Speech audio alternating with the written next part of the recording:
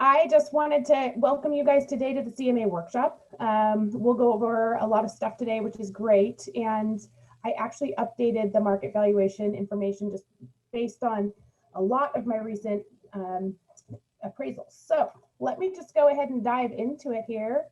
Hi, Edgar. I see you coming on there. All right, so I'm going to open up, I'm going to screen share this.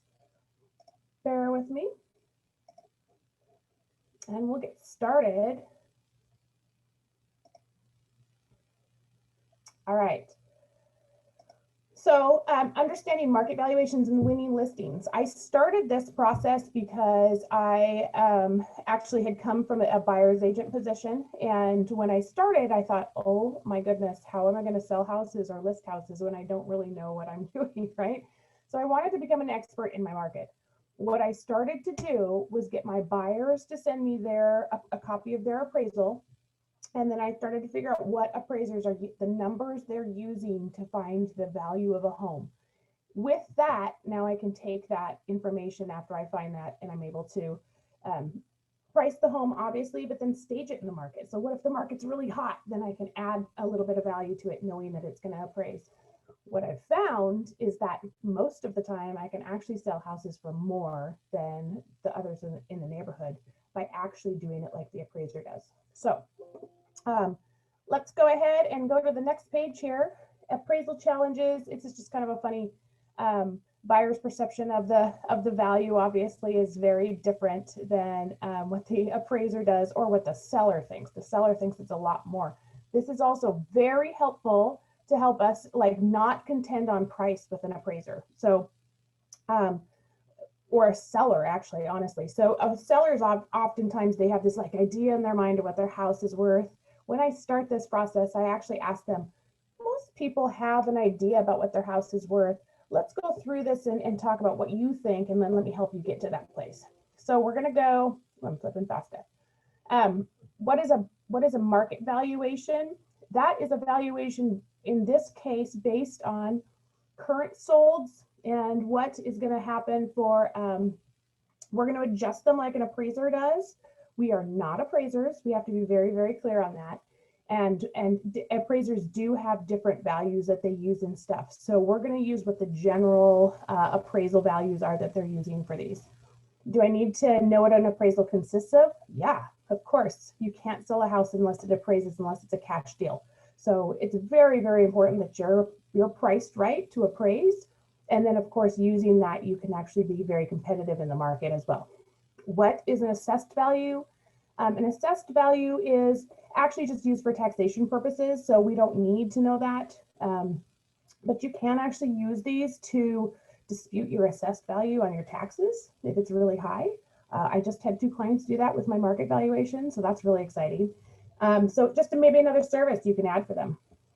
How can I be an expert and use this to win listings over an experienced agent? I can tell you it happens all the time, actually. It's really exciting stuff. The first thing is if you know how to price a house and you have a systematic way that you can do it and you're confident in that, the easiest way to win, but even if you have no experience, is to sound like and know your market and how you're pricing your house. So if 2 things that I would recommend if you've never really listed houses and you're a new agent, obviously create yourself a listing presentation. We have some templates out there that you can just modify to your own. And then of course, knowing how to price a house is going to be imperative because it makes you an expert in your market. All right, so different appraisal approaches. Sales comparison approach, that's what we're actually going to use and most appraisers are going to use for your appraisal and your market valuation in this case. Cost approach is if you built a new property, new construction, things like that. And then income approach is actually going to be for multi-family housing, things like that, or businesses that are included in the sale of a property. I'm just going to flip back really quick and I just want to make sure that everybody's still doing okay there. Can you put up a hand if you still understand and you don't have any questions? Okay. We're going to go to the next page then. And then, so the most common factors, so we'll just dive right in here about how they're going to use that. Making the adjustments on each one. So we'll go through one, actually. I'll show you how to do it. We'll have the step-by-step in this guide. The common square footage difference, so the difference between your house that you're getting ready to list and your neighbor's house within 2 miles, right? So that common difference is going to be 29 bucks a square foot on a lot of these kind of more rural counties. Pierce County is still 29 bucks a square foot, although we see that probably going up fairly soon here. And Thurston County, as well as the ones that are kind of out in, they're less of an urban area.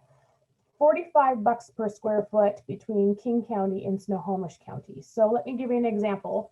If I was going to do, if I had 100 square foot difference between them times 45, it'd be $4,500 worth of a value difference. Bedrooms, $5,000 per bedroom. Bathrooms for a half bath, they can range, but I'm seeing anywhere from $2,500 to $4,000. So generally we just use 3,000 as the number. That's actually updated. I've only been seeing 2,500 for a couple of years, and we're just seeing that now in the 3,000. A 3/4 bath, so one with just a shower, is 5,000, and then $7,500 for a full bath. I have seen a couple of them be just 5,000 for 3/4 bath or a full bath. That being said, you guys, if there's differences between what an appraiser does and what you did, because you're making things apples to apples and you're consistent in your market valuation, the difference is going to be very, very slight, very slight. So I'll show you what I mean by that. Garage bays, each garage bay is $10,000. So if you have a 2-car garage versus a 3-car garage, it's going to be a difference of $10,000. And if there's maybe a garage bay but no door, you would still count that as their, you know, like a separate each car, like 3 cars basically to get into there. Lots or acreage, we get lots of questions on this one. So in like just a regular city lot, there is, if it's $2 per square foot difference. So if you're in a lot between 7,000 square foot and the neighbor's lot is 10,000 square feet, it would be $2 times, right, the 3,000. So it would just be the 5,000 there, excuse me, 6,000. And then when you get into more rural acreage, it becomes a little bit more complicated. You really want to find out more about, is the acreage usable? So for instance, in RA5 code, I have that on there right here. That basically means that can be 1 residential listing per 5 acres. And so you really couldn't put more houses on that 5 acres if it's a 5-acre lot. If you did, it might be take some special zoning or something like that. You're selling this based on the current zoning. You're not selling it on potential future zoning unless you've got some specific builder lots. So we're really only seeing the difference between acreage. If you have like a 3.5 acre lot, we'll say 3-acre lot, and it's RA5, and you do have a house on it, and then you have, when it's a 5-acre lot, you're only seeing about 15,000 per acre difference there. So sometimes if I'm in a bigger area or a more important area like Seattle, I'll see a bigger difference in the lots, but that's still only about 25. 15 is a really good number to go on with that. So if you have subdividable lots, so you have a lot in Kent, it's 10,000 square feet. You can do, it has an R6, right? So you may be able to get 2 houses onto that lot, and it's maybe already subdivided or there's potential to be subdivided. You're going to see a very different spectrum for that. And you really want to go probably 75,000 per lot if you can divide those up that way. If you have any questions on that, you can definitely call me back or call me on that. AC and heat pump. Usually a heat pump has more credit, like $7,500, and AC is $5,000. I've been seeing a couple of them where they're just $5,000 across the board lately. I still generally give a heat pump a little bit more credit than AC. Fireplaces, $2,500. If the difference between a fireplace, like it's an open air fireplace or a wood burning stove, you'd see the $2,500 for that, and just an open fireplace might be $15,000. So check it in.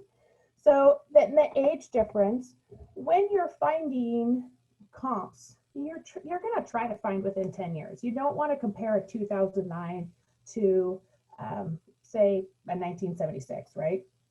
It just wouldn't make sense, even if they're upgraded. You're really going to try to find like kind for this thing, and an appraiser is too. So your goal is to do as much as similar to an appraiser as possible. So within 10 years, if it's over that, it's usually about $1,000 per year on difference in age. And then dates sold, it needs to be within 180 days. And that's an appraiser thing. They're not going to go back further than that. If we're in a wild market like we are now, maybe where it's just moving and things are chugging along, we might say 90 days on that. If it's a market like we had before, where all of a sudden it was moving right along, but there's really low inventory, and so what we look back maybe 90 days, we're not seeing enough houses to look at, you can still go back the 180 days. It's really something that you're going to adjust based on the current market conditions. Or if you just don't see enough comps, you know that you maybe have to go out to 180 days. Usually the appraisers are only going to look within 2 miles. Anytime they have to go past the 2 mile mark, they actually will have to write like a summary of why they had to go back. So just kind of keep that in mind. If you're in a rural area, I'm in Enumclaw, I'm probably going to have to go past 2 miles because there's lots of acreage here. But, you know, understanding that if you're in Tacoma, in East Tacoma, you're probably only going to have to go half mile to find houses that are good comparables. And then style, they really need them to be like kind. You're not going to find a 2-story with a rambler. Sometimes you can do a 1.5-story with a rambler, or you're not going to find a split level compared to a 2-story. They're very different styles of homes, and they're always going to have like kind on there. I'm going to go back here. You guys have to bear with me. I've never done this before. Hold on. Is everybody, Tracy, are you on still good there? Yes. Oh, good. Hi, Denise. I see you there. Hey. All right. So does everybody, is that clear to everybody so far?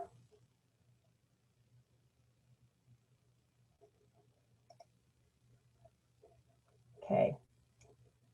So I'm going to go back here and we'll go to the next page then.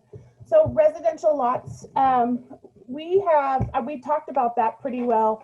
I don't think we need to cover that again. View, so a lot of these are idiosyncrasies. And what I mean by that is while appraisers generally use those same specific numbers on things like bedrooms, bathrooms, square foot, stuff like that, some of these really are just based on their own opinion. So one of those really big ones is view. What is a mountain worth? What is a mountain view worth? Is it worth the same as a water view? No, it's probably not in most cases. A golf course view, I'm seeing those being about $10,000. Mountain views are probably about $15,000 right now. And then water views are very speculative. We don't know. So it really depends on how sweeping that view is. If you've got a 360-degree view, you're probably going to get some pretty good credit for that. While at the same time, you're probably not going to get as good of credit for just a little peekaboo view or a partial view of the water. But there's no rhyme or reason for it. It's really going to be based on that person's opinion. So when you do that market valuation, if you know that that view is beautiful, you know, give it, and it's a water view, give it something like 20 at least for a water view that's a really big water view. If it's smaller, just say, hey, you know, we don't know what that appraiser is going to do. We're going to put 10,000 just for that view in there, add that value to your house. And then they may give you some more for that, which would be great. And we'll work with that number. So we want to talk about updated features. That's a really important one when we're walking through houses with our clients. I'm not seeing appraisers give more than $35,000 worth of value. It was more like 25 for the last couple of years. I've started to see that go up a little bit, which is good. But if your clients are walking, you know, you're walking through with them and you're starting to see things like it's really super upgraded. We recently had a someone in our class who said they put in $100,000 worth of windows, they're not going to get that value back. So it's really helpful to be able to walk through with them and say, hey, if you're going to do those upgrades, let's really focus on maybe the kitchen and the master bedroom, you know, or these items that are really going to add the value and help your house sparkle, but you're not going to be dollar for dollar just on doing upgrades, or you're going to make sure sometimes when we do upgrades on house, it's well more than $35,000. But they're just not going to get that necessarily in the value in the appraisal. So something to think about. It's really nice to be able to have that number in your head. So when you're talking with clients about what they should do to their home or what they shouldn't do, you really have a good basis for them to start with. Below grade square feet, the split levels is a really big deal in appraisals. So appraisers can vary on this one. Some of them give below grade square feet absolutely no value at all. And below grade means it's below the ground. There are some split levels that sit on the ground and then go up from there. That's not what we're talking about here. We're talking about ones that are below the ground. And so also some other homes that have below grade square feet. But generally it's a split level thing, even if it's completely finished. So what we always tell people is we're going to give you that full value. We're going to write this into the cost and make sure that you know that that is finished square feet. There's ingress and egress, meaning there's windows that people can get out of at the right height. There's maybe, you know, heat down there, obviously, flooring, finished walls, those kinds of things that would make it a fully finished area. But sometimes appraisers give it half value and sometimes they give it no value at all. That being said, we're going to market it with that full value, but I always like to let my clients know because there's never a good time for a surprise in real estate. And so we want to say, hey, we're going to market this to its full potential. I need you to know this. Waterfront, my advice on waterfront is to seek an expert because there's a lot of different things to consider there. Is it low bank, high bank, no bank, medium bank? The footage of the waterfront there, is it 61 feet of waterfront footage? Is it west facing, so it gets a sunset every night? Dock, and of course there's a view probably attached to that too, some view credit. So very important to make sure that you maybe talk to somebody who does a lot of waterfront at that point. If you don't, you can definitely wing it by looking at other waterfront properties with similar square footage and then comping those houses out to them, if that makes sense. So if there's special things like this one has a dock but the other one doesn't, then just make sure that you give that some value. Luxury, I'm seeing the square footage difference on luxury to be about $75 a square foot now. So we talked about King County is $45 a square foot, the difference between your house and the neighbor's house. Luxury is about $75 because it's just higher end materials. And then condos, I put this in here just as a reminder to everybody because most of the time we see on listed condos that they have put all sorts of different kinds of financing available for people, and that's not the case for every condo. In fact, a lot of condos are only conventional financing. To have FHA financing or VA, they actually have to qualify in certain criterias, and then FHA actually has a fee that they pay every single year, which not all condo divisions want to do. So I put the links down there to find those. It can be used in two ways. One is when you're listing a condo, you have some liability to make sure that when you're listing the financing, you know that it truly is a FHA financed condo or a VA financeable condo. The second one is when you're looking for your buyers and they all qualify, you may, before you go take a look at them, you may want to verify that those do qualify for their financing on there. Because a lot of people in that price range are FHA financed, and you'd just be wasting your time. You don't want to do that. Or wasting theirs and not look like the professional. So very important to use those links to take a look. It's just a helpful hint that I put in there. All right, so we are going to talk about finding and creating a market valuation. So let's just dive right into that so that we really have a visual for what that looks like. So when we get onto the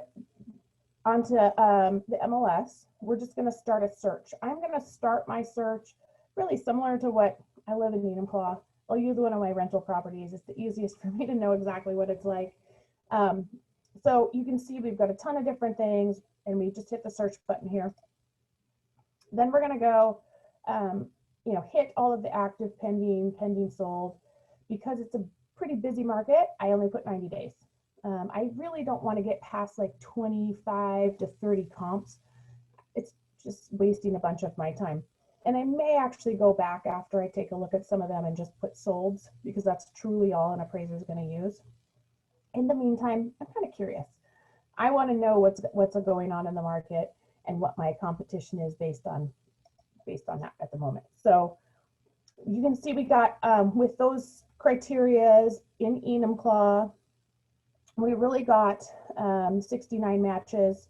We have broken it down to 1980 minus. This is a 1969 home, so it helps us to eliminate all that new construction that's in Enumclaw right now. So now all of a sudden we have 17 matches. That feels a little bit better to me to start digging through. We put within 2 miles because we know an appraiser is going to look within 2 miles of that address. And of course, Enumclaw and the county there. So all of those things. Really important though, we have added 1 story because that's a rambler. So just make sure that you do that every time. You don't want to have all the 2 stories into the mixer. You can sometimes have 1.5 stories, but if I've got the right comps with 1, let's just stick with that. So you can see we've got a couple of actives here in this result. This is not a recent one that I did. I built this last year to do that, so you don't see it, but I did do it actually in a new market valuation today for one of the properties. So it's very updated. And you can see the sold. So these are really what I'm going to focus on, but I'm probably going to flip through these and see, hey, what's out there right now that I need to know about. I put some pendings. I put pendings because if there's not really good comps, I've seen probably once a month, I see an appraiser maybe put a pending in where he's gathered all the information on the sales price, mostly because there was no competition or no sold. So because we've had low inventory, if there's not enough sold that match that criteria, or it's a very rural area maybe and there's just not enough, they may use a pending. They're going to have to write a report about it. So again, they're probably not going to want to do it if they don't have to. All right, so we've got 5 here. You need 5 to 8 comps normally, and usually you see 6 to 8 comps from an appraiser. So we're just going to click on the CMA button on the bottom. This one right here, and I'm going to go ahead and click pages. This is a super cheap step by me to be able to copy paste stuff because I hate trying to memorize stuff. So just click on the comparables, the whole thing. You don't have to be selective, and hit view CMA. Done, right? You hit the finish button and now you're going to view the CMA. So then I'm just going to scroll down to this page, the second page that's in, and I will literally copy and paste those numbers. And now I'm going to go to Cloud CMA. So if you've been trying to memorize MLS numbers to go back and forth, this hopefully will save you some time. I have a short memory. There's no way that I'm remembering those. So if you haven't been using Cloud CMA and you're a new agent, it's free with our office. So you can find out from probably Carmen how to get logged into there. If you haven't been using a lot because you haven't known how to do your market valuations, do it on your own house or your neighbor's house or somebody's house, your mom's house, right? I put this in here as a tip as well, just because if you ever change your MLS password, you won't be able to get into Cloud CMA. And so you'll have to go, and I just showed you where to put that just in case. You'll thank me later when you're rushing around trying to figure out why you can't get in. So create a new report. And that's where we start in Cloud CMA. I just put the information for the property in there. Or it's a I said 1967 or something. It's 1963 apparently. And so you can kind of just see, you're gonna enter the address. It'll autofill most of the time this information. You can hit the advanced button and update there if you need to. And then I paste those numbers that I copied right into this bar. Do not let Cloud CMA pick your comps. You will regret it. They're horrible. so. Now it's going to pop these all up here. And so you can kind of see it in a map. Here's my little purple one, that's me. And then you can see them around here in the city. It's helpful to see that sometimes, just because sometimes you've picked ones and you're like, oh, it's way up here in a whole different community. Maybe you're in Tacoma and you're like, that is so North Tacoma. Don't know why I picked that. Let's take that off of there because this East Tacoma address needs it, right? This is actually updated information because I just did one today and put some new screenshots in there. This is, so they're going to look like this when you scroll down on your page. And these are the ones that we had copy pasted into there. Each one's going to tell you some stuff. You can click through some pictures here. Obviously, it tells you the lot size, the square footage, how many bedrooms, how many bathrooms. So we'll go through there. So we did, it's funny not teaching a class, not having everybody be interactive, but when you do square feet, for instance, we know that mine is 1,500 square feet. Hold on. We know mine is 1,500 square feet. So let's do this. It's actually not. The one that we are just doing right now is 1,261. We're doing another rental. And we know this property is 1,360, right? So 99 square feet. We're in King County. So can anyone tell me, if I was going to take this property, you can unmute if you want to, I'd love it. If I was going to take this property and add or subtract based on this particular one, if mine's 1,261, what would I do here? Anyone? I would subtract, because this is a bigger property and mine's going to be smaller. So I would actually be able to remove some credit from there. And that way, but we also know that this is this property that I'm looking at actually right now is a 1928 property. So I'll have some credit for age on there too. I don't know if I did that one on this slide, probably not. This is probably the other slide, but you can see where we're adding and subtracting on the different homes. Oh, hi, how are you? I see a face. So each one gets compared that way. And as we go down, we are able to make those apples to apples. So if there's a bedroom that's, if it's a 4-bedroom and we have 3 bedrooms, we're going to say minus 5,000 for that. Each one is compared and contrasted. So let's take a look at the, once you get all of those done on there, then you can you'll look at this page and the sold, the average will be 368 for this particular house after we made all of those changes onto each house as we went down the list. So each one like this, right? And I wanted to show you the difference between this house. So I copied and pasted these today. This is how most agents are finding the price of a home. So this particular house that we're talking about is actually a 3-bedroom here in Enumclaw, and the Zestimate for it is $290. Redfin's is $283. If you were looking on the tax records, and don't tell me that most of you haven't looked on the tax records to figure out what the value of the house is, or realist, right?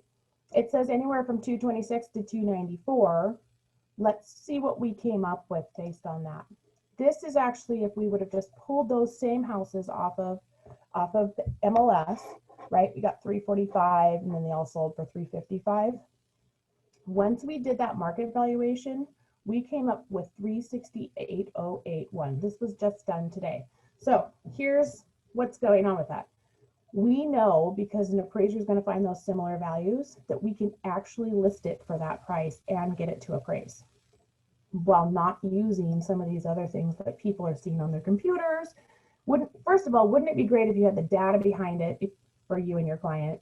And 2 is you can come in, they've all looked at Zillow and Redfin, they're thinking 283 or 290, and you can come in the door and show them the data and give them a better price.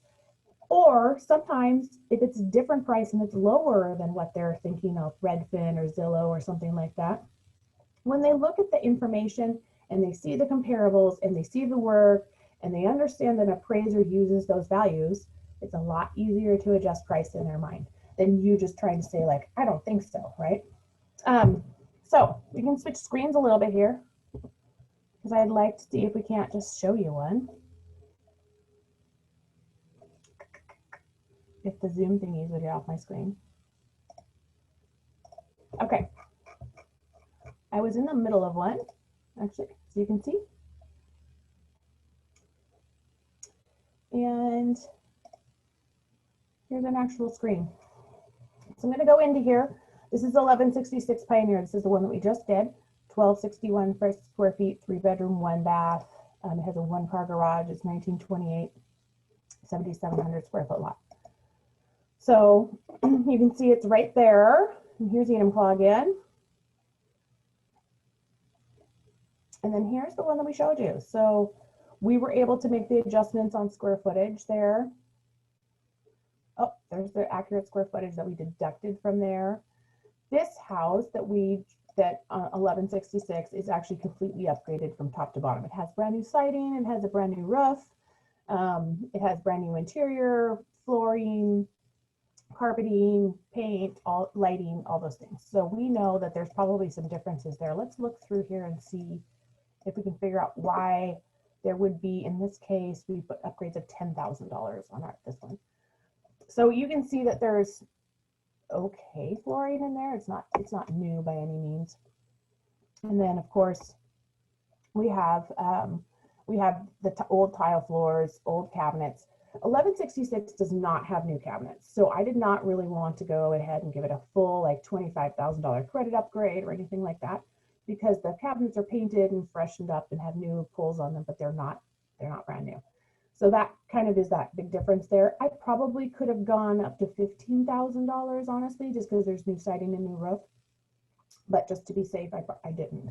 And then the bedroom and the bathroom are the same on there, a little bit of square foot difference, which we adjusted for, and then the lot is a little bit different. In this case, just because I'm showing it as an example, I went ahead and put an adjustment for the lot based on the $2 per square foot. If it's really that close though, where this one's 6,300 and mine's what, 7,792, something like that, an appraiser's not going to make a difference. They're not going to adjust that out when it's really similar.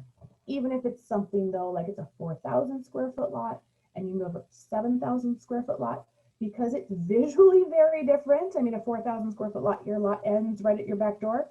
Where like a 77,000 one, it's, you know, it's got a yard. It's got a front and a backyard. So in most cases, so they will adjust for that. And then of course, we didn't have to do garage space. So you can see this originally had the price at $376. That's what it sold for. With the adjustments, it ended up at $384. Pretty big difference there. I mean, if it was going into my pocketbook, it would be a big difference.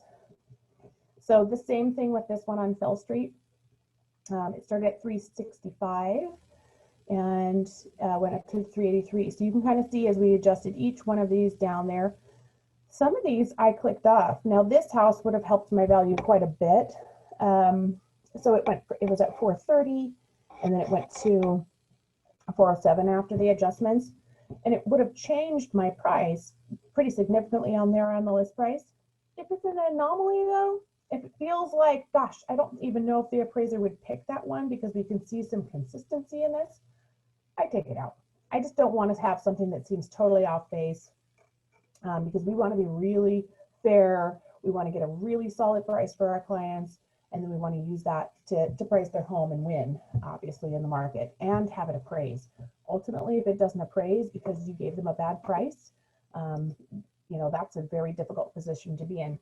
The second thing is, if you're getting multiple offers on your listings, you can say, hey, we took a look at this. Generally, an appraiser can find somewhere between $10,000 difference between what we found this if there's a higher offer. So I'm not super worried about that, and they do quite often. But if we go up in price, and we already know based on our information that appraiser is going to find that house is worth 368,000, then the easy answer is maybe we need to get them to waive some of that appraisal cost if it doesn't appraise, or maybe we need to make some special steps to make sure that we actually get paid that higher offer. Or maybe the really high offer isn't good, right? Maybe the really high offer should be something that's more definitive. So is there any other questions for this, you guys? Anna, can you do me a favor real quick? Can you hit the current slide button at the top of your presentation there to blow up that screen? The what slide? On the very top, does it say slideshow and then current slide? Oh, this is actually in, so that's not a slide. This is actually in Cloud CMA. Okay. I'm just seeing the Zillow screen. That's why I was asking. So. You're seeing the Zillow screen? Mm-hmm. Are you seeing this one? Yep. Was everybody seeing that one the whole time?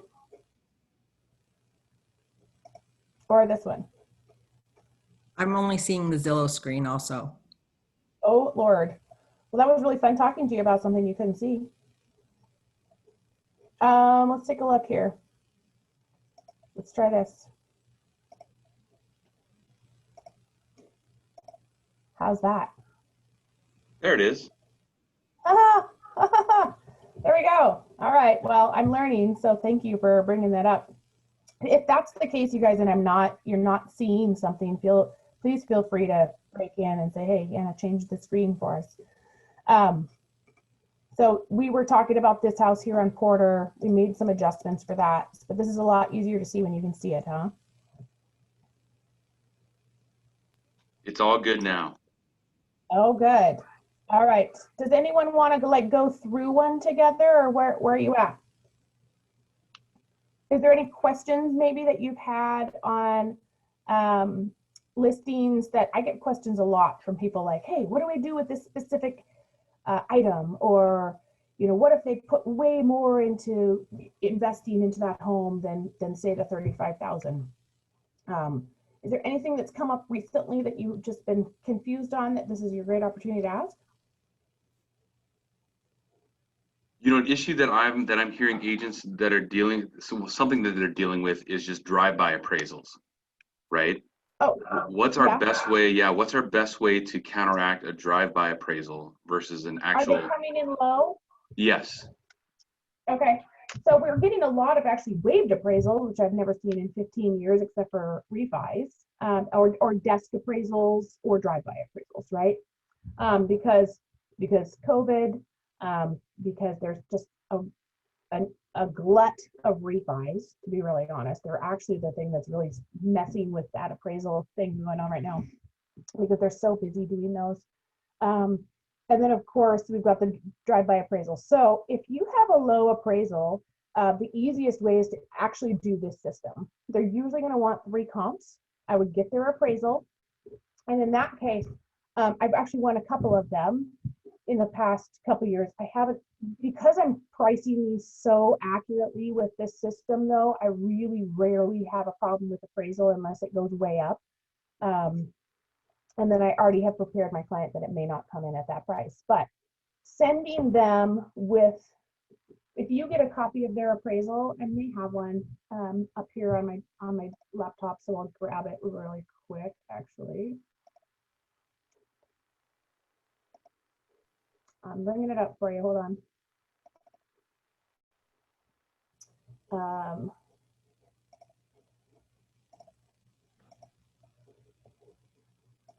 Let's see. Can you see that appraisal?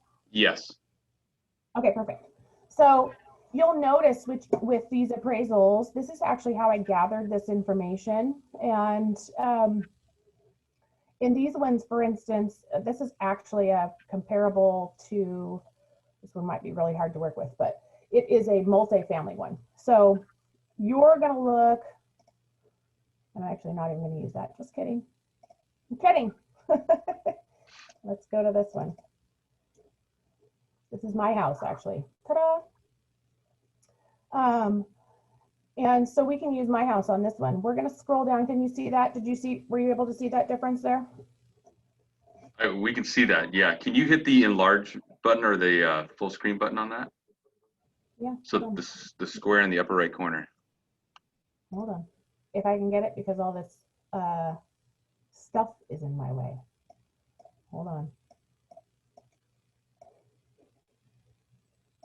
It's the bar at the top of my screen that's throwing me up, but there we go. Perfect.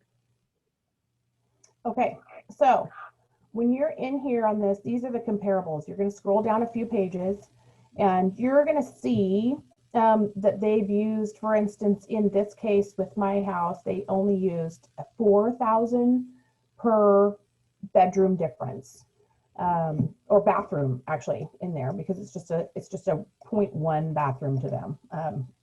They say 0.1 on these, but that's just really a quarter bath or a half bath. So you can see there that when they said 2.1 baths, same bedroom amount. So we know that the bedrooms weren't adjusted out, right? And so there's really a half bath there, and they're given a $4,000 credit. So you're going to want to use the same methods that they used on their appraisal. That way, when you come back to them, they're not going to say, they don't even know what we're doing, right? Oh, but I show this comp. So you're going to grab 3 new comps from the ones that they have, or show something in those comps that they did not see before. You can find errors in their report all the time. I don't know if approaching people with their errors is the best solution, but you can definitely find a couple of major errors in there. I'd bring them up. Or something like, maybe that they missed something in your report that should be in your house there. Most of the time you're going to find 3 new comps. That's your best solution. You can send those in, and if you have adjusted them to be like kind of this guy, so every, for instance, half bath, I would use a $4,000 credit instead of the numbers that I gave you. Every bedroom, you're definitely going to use the $5,000. They've used some square footage adjustment here. So let's take a look and see how we would find it based on this report. My house is 1644, it's 1490. So the difference is 154 square feet. And then they gave me a credit of 7,392. So I'm going to divide that by 154, okay? So 7.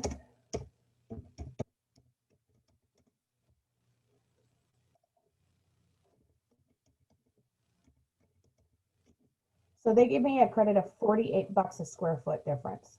You're going to do the same when you use those 3 new comps. That's the easiest way to do it.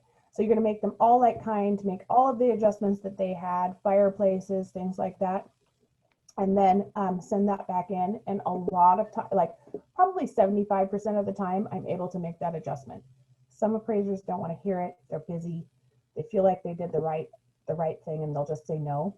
So you're not guaranteed to do that, but this is the best way to do that. What do you do when you have an appraiser that bases it off a realist? Like we had an appraiser come back for one of our 8, and they based they based it off a realist. They were paid $900 to base it off realist? Yep. I don't know. I'd contest it. I would do this exact same thing. I'd pull up a comparable market valuation. I don't even know how a bank can use that, unless of course they use the comps that are off realist. But they have to have a format very similar to this, I would guess. They send a screenshot of realist. They used the comps off of realist, but they were over 180. They were over 180 days old. Yeah, I've seen that happen in condos too, by the way. So if condos, was it a condo? It was a townhouse. Okay, that is going to be a thing there. So we'll talk about that. In condos, they're going to want to look inside of the community only. And so what that means is that they'll look, I've had them look 2 years back and try to use those as comps. You really have to fight that. and just say, hey, look, here's very, very similar like kinds in the neighborhood, and use that. So what they're going to do is try to look only in that community. If there's not good enough comps within the past 180 days, they will go way back. And so condos and townhouses, again, one of those things you want to tell your clients that this may come up, and it may conflict with our appraised or our market valuation there. But I'm going to go ahead and use ones within this community and some ones if I don't have enough outside of that community. Okay. Thank you, Anna. Mm-hmm. Anybody else?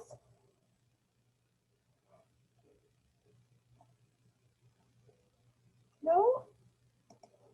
All right. Thanks. So, hey, Anna, it's Denise. Thanks yes. for taking the time to do this. I was kind of in and out, so I would love to hear more about how you do this on the next time around, but just wanted to say thank you. Yeah. Absolutely. Absolutely. And we can definitely get together. We can do one together, which is fun. I'm looking forward to getting together and seeing your faces, by the way. Yeah. So, and we are going to try to get Anna to be doing these classes on a monthly basis, or at least every other month. So as much as she's willing to do them, because these are incredibly important for our agents to know. So Anna, just thank you for being generous with your time today. I appreciate that very much. Absolutely. Thank you guys for joining me today. If you have any questions, you can definitely email me. It's Anna@Legacy Group NW. And then secondly, we'll make sure that you get that slideshow. If we can just get a list of the names or something out, and you can get that same slideshow that I went through today. That way you really, truly have that information in front of you to use later on. Perfect. All right, Anna, thank you so much. Thank you. Okay. We'll talk to you later. All right. Bye. Bye. Bye.